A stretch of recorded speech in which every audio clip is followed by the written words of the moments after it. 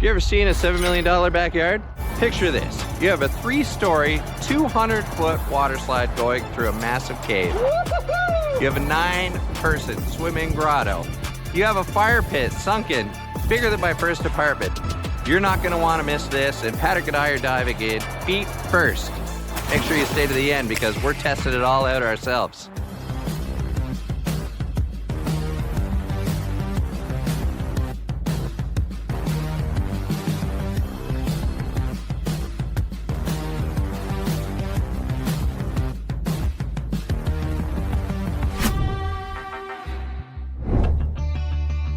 See these mega mansions, they have everything, but always seem to have these flat, boring backyards.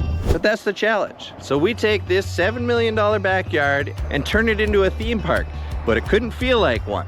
It had to look natural and feel like it was always there.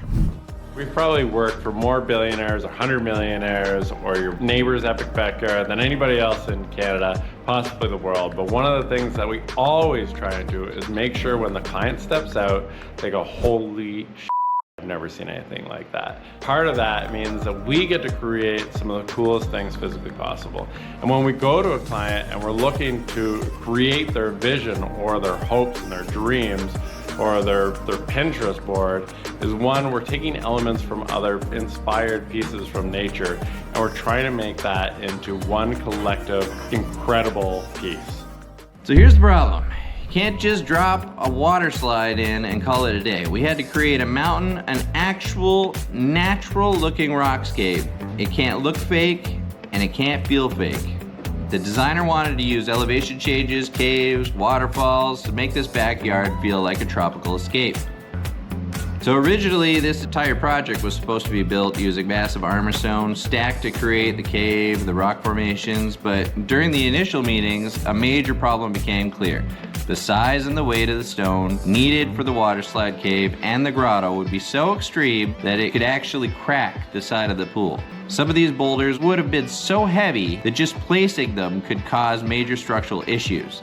They needed a way to get the same look without compromising the build. Luckily, one of the builders on the project was following us on social media. They saw what we do and reached out and said, we think that you guys are the solution to this problem. This is why we do what we do. We use artificial rock because it's the best tool that we could possibly have to create these natural features. We need it to feel like real stone. We need it to look like a natural cliff face. And we need the guests to believe. And the reason why we use these panels and our molds to do that is so that we can manipulate and use our structures and our panels to ensure that an engineered and safe piece without ever compromising the pool shell is done. So like most of our projects, this one starts very similar. We have our footprint, we knew where we needed to get to. Obviously things that were added on after the initial design chats. For around the pool coping, we were able to dowel in. We always start with our structural steel first. So everything that you ever see is still a structural veneer at the end of the day. We make it super strong before we put any of our precast panels on it. We created a steel deck. Always start with steel, then we can put the panels in, then we're doing any rebar work. The stairs were all rebar, the decking was all rebar. Lath it, mud it, texture coat it. By all accounts, this is a crazy deadline, and what was supposed to be months was compressed into weeks. We kept adding to the project over and over, but it was kind of a race against the clock because, of course, it snowed. We gonna finish on time?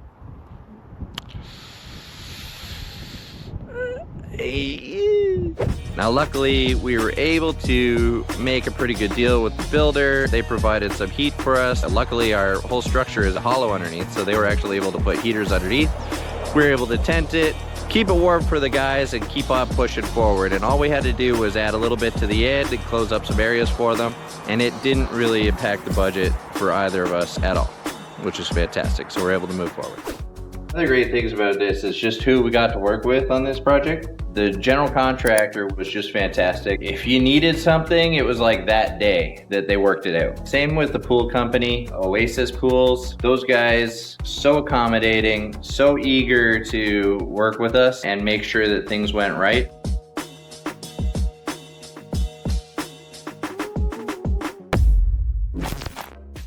We are building a grotto. We built a staircase, this crazy tunnel already. Everything leading up to this absolutely insane private residential water slide. So we got a couple very cool things going on here. There's a fire pit up there under the pergola. And then we have this wicked grotto that you can swim in. It's going to be underwater and directional lighting under there. And then we have this sunken fire pit that we're going to actually put a boulder within it. It's going to look like the boulder's on fire.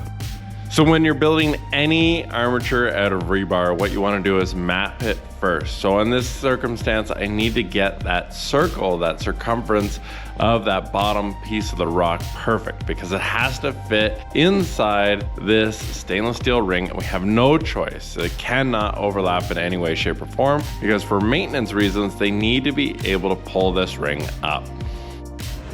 And then we get to put our lath, our fiber coat. Once fiber coat's done, we get to work on finish coat. Sean does an amazing job getting to map this actual family crest, which we're not really allowed to show, but he does a really, really fun job where he personalizes it to our client, which we absolutely love to do, to make sure that that feels like a one-of-a-kind piece.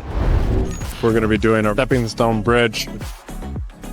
We are fully formed. Sucker ain't going nowhere.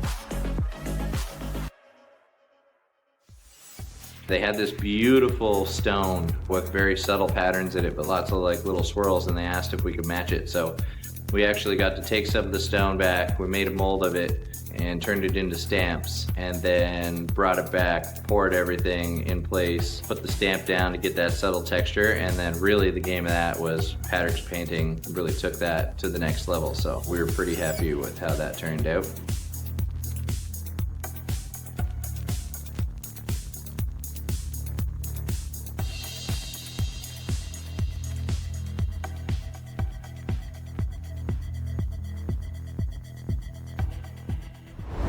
This insane waterfall, which we've begun the waterproofing process.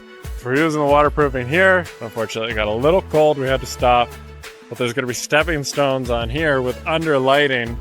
We'll step over the non-existing stepping stones. Waterproofing held great. So now we can start putting on our concrete tomorrow. We got our big planters. Here are our stepping stones all settled and done. Freshly sealed. Plumbing's in. Drains still need to go in. Beautiful stepping stones here. Looks fantastic. All the way up to that giant water slide.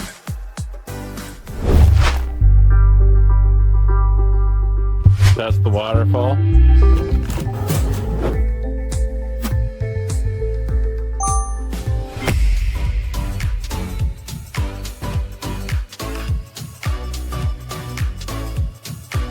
Look at this massive, insane pool. Gorgeous, gorgeous property everywhere. This is all artificial, hand-carved and paneled rockwork. So the fun part about this is obviously the massive, massive slide. When you get to build a backyard like this, there's only one way to test it, and you know we volunteered. When the slide guy came, he's like, oh, we gotta test the slide before we can turn it over to the client. So we're gonna need like 20 guys to test this slide. So do you guys know anybody? And Patrick and I are like, hey, yeah, I'll throw my 40-year-old body down this slide to test this slide, 100%.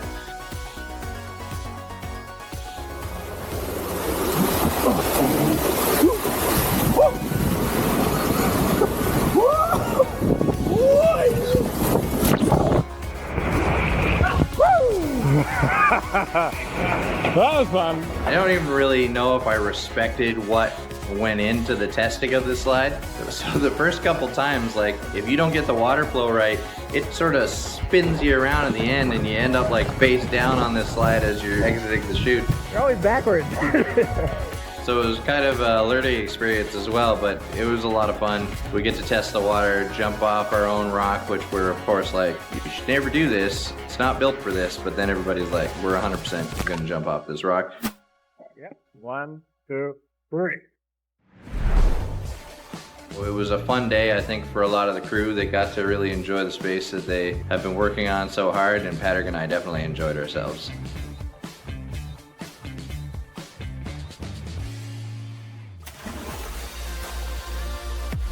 Can't say that I would change a lot about this project, but being that it wasn't designed specifically for us and then we're kind of working within the footprint and limitations of real rock, obviously the only thing I would change is maybe letting us off the chain just a little bit more.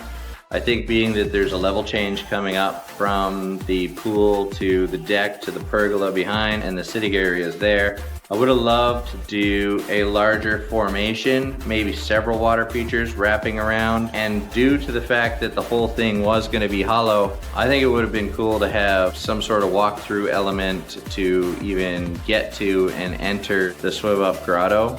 I think that would have been neat to kind of be able to go enter from the backside. Different ways to get in and out of the pool and interact rather than stepping over. Have you ever seen a private residential water slide like that? I just don't think that exists anywhere else. Never on a site that I've been in. I've seen some beautiful water slides, but nothing like that. In our 40-year history, we've had the absolute pleasure of building some of the most impressive and incredibly designed spaces, including zoos, museums, science centers, and of course, some of the most incredible backyards in all of Canadian history. Now I love this build. What's not to love? Especially when they let me use their giant slide. So what'd you think? Did you like it? Make sure you smash that button, let us know. And of course, if you want to see more of this crazy content, you gotta subscribe. Until then, on to the next.